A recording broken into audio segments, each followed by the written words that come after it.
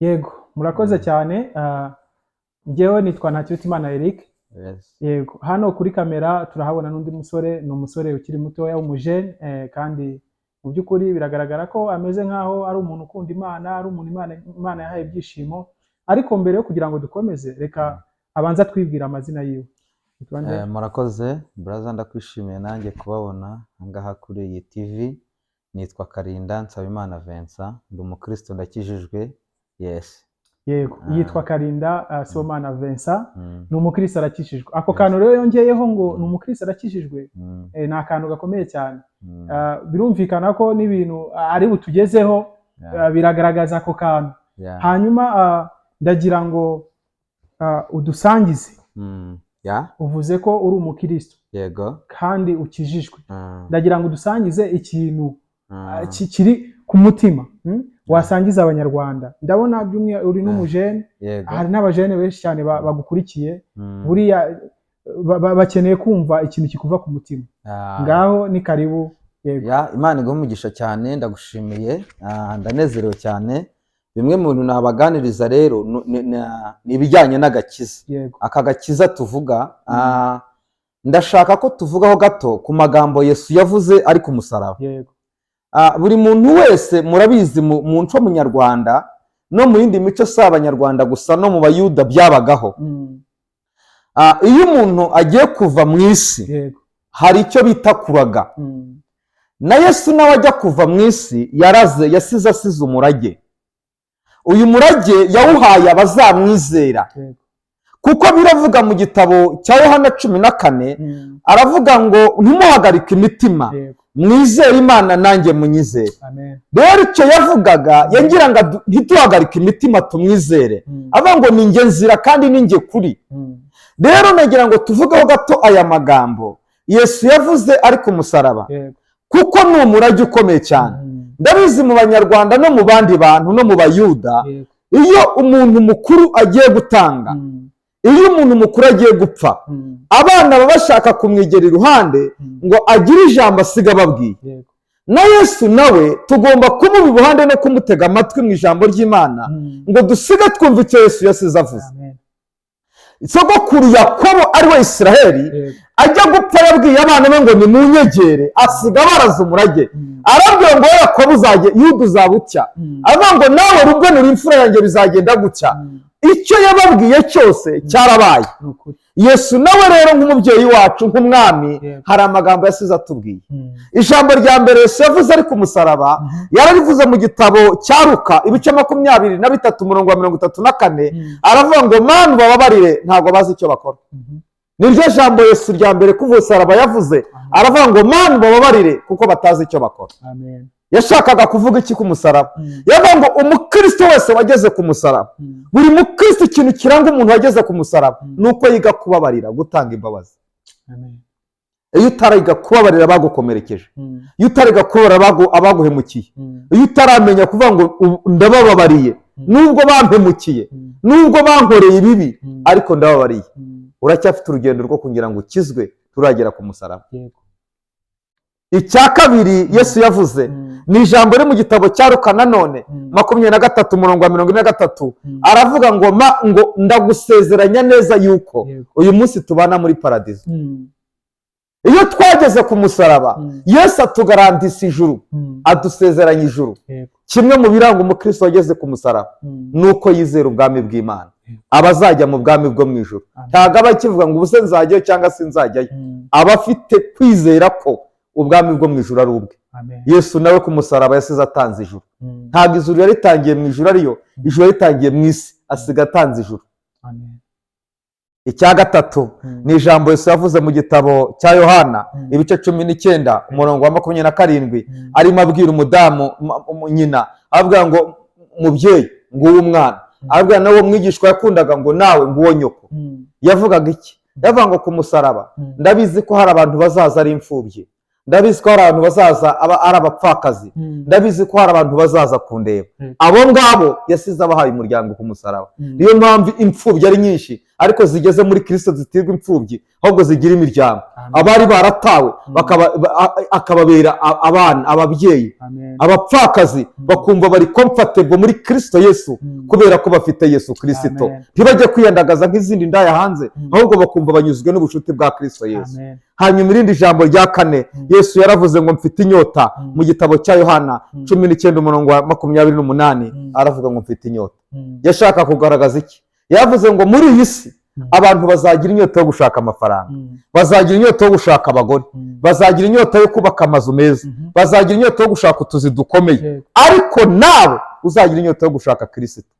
Muri izo nyota zose ziri ku isi ntuzabure gushaka inyota, kugira inyota yo gushaka Kristo. Niyo mpamvu Yesu yavuze mu gitabo cya Matayo 6:33 ngo mubanze mushake ubwami bw'Imana no gukiranuka, ibindi byose muzabyongerera.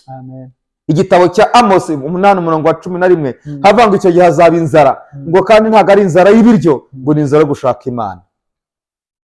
Ijambo rya gatanu Yesu yavuze ni mu gitabo cya Matayo 27:46 aravuga ngo Eli lama sabakthani, ngo data niki kikundekesheje.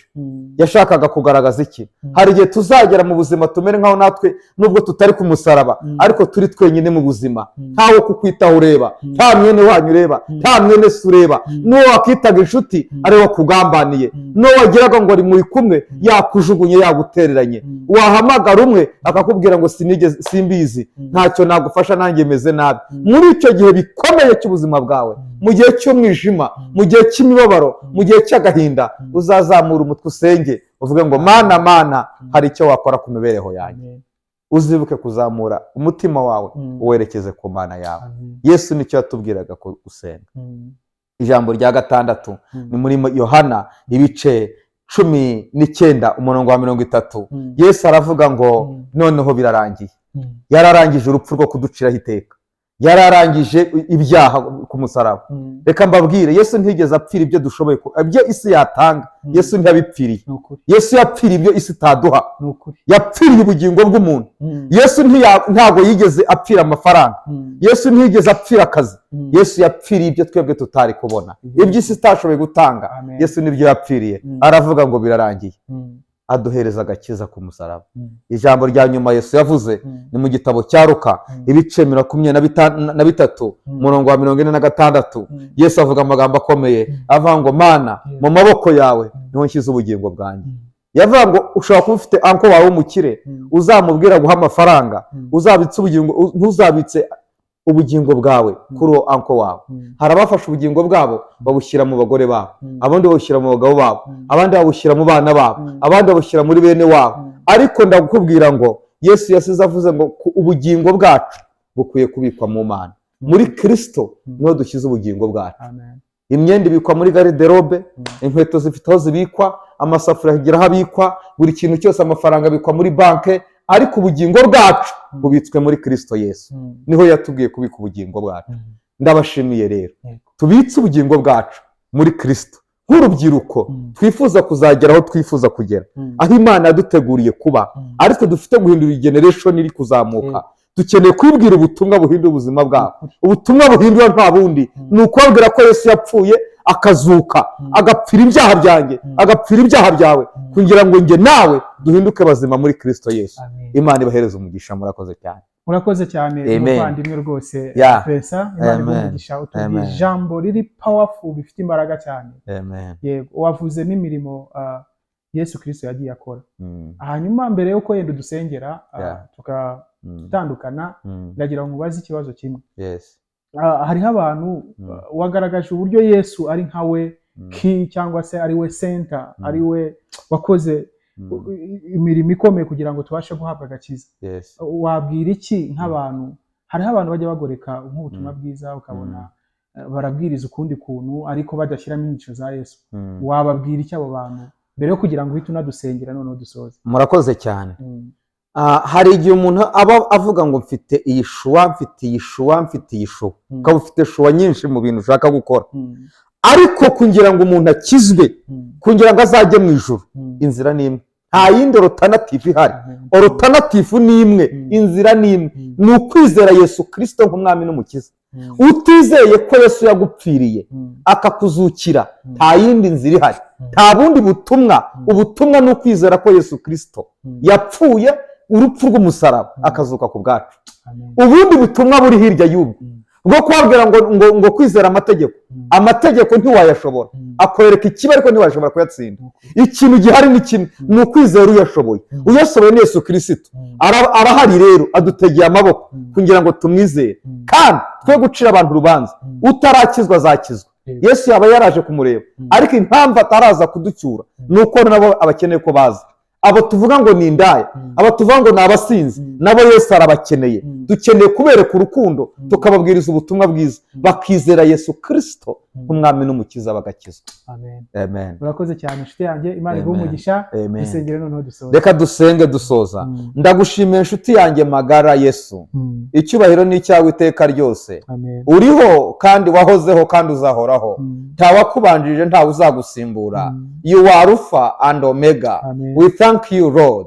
Tuguhaye icyubahiro cyinshi, izina ryawe rihimbazwe.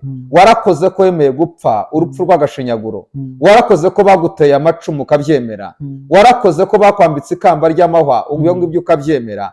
Ibyo cyari igikombe agombaga kunyweraho, ariko haranditswe ngo kubw'ibyishimo byamushyizwe imbere yihanganiye urupfu rw'umusaraba.